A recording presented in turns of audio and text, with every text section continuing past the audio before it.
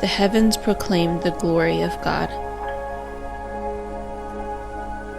The skies display his craftsmanship.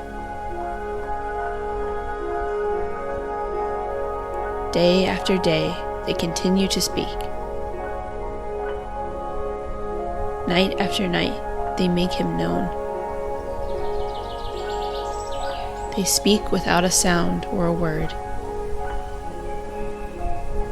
Their voice is never heard. Yet their message has gone throughout the earth, and their words to all the world.